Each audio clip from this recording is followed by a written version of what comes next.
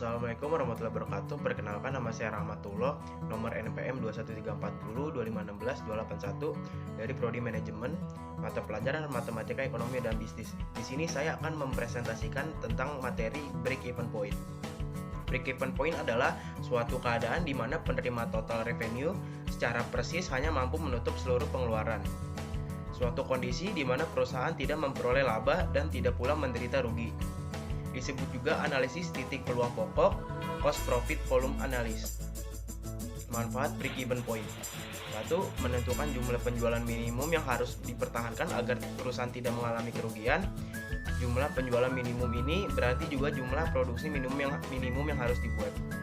Yang kedua, menentukan jumlah penjualan yang harus dicapai untuk memperoleh laba yang telah direncanakan. Yang ketiga, ada menentukan harga jual produk. Keempat, menganalisis efek perubahan harga jual, biaya, dan volume penjualan terhadap keuntungan yang diperoleh. Berikut adalah gambaran kurva even breakpoint. Slide keempat. Asumsi dalam analisis break-even point. Yang satu, harga jual per unit tidak berubah-ubah selama periode yang dianalisis. Yang kedua, seluruh biaya dibagi ke dalam biaya tetap dan biaya variabel. Yang ketiga, besarnya biaya tetap tidak berubah-ubah meskipun ada perubahan volume produksi atau penjualan. Tiga, besarnya biaya variabel berubah-ubah secara proporsional dengan volume produksi atau penjualan. Yang keempat, yang kelima, perusahaan hanya memproduksi suatu macam produk. Apabila diproduksi lebih dari satu macam produk, maka sales mix atau komposisi barang yang dijual adalah tidak berubah-ubah. Berikut ada contoh soal. Selama tahun 2011, perusahaan ABC menjual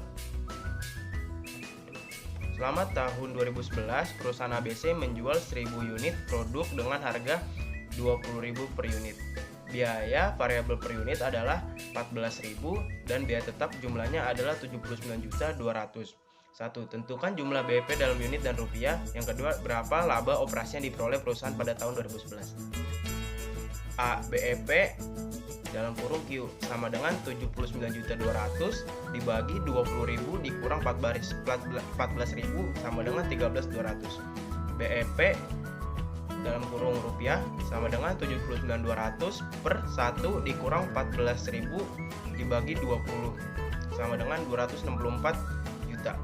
Jadi kuantitas yang harus dijual agar perusahaan berada dalam kondisi impas adalah 13.200 unit atau nilai jumlahnya adalah 264 juta.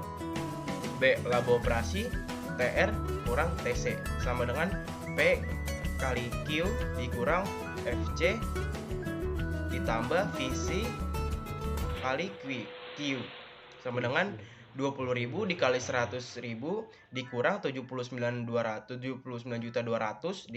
ditambah 14.000 dikali 100. Laba operasi totalnya adalah 520.800.000. Jadi laba operasi perusahaan pada tahun 2011 di mana kuantitas yang dijual sebanyak 100 unit adalah 520.800.000. Sekian dari saya, kurang lebih mohon maaf. Wassalamualaikum warahmatullahi wabarakatuh.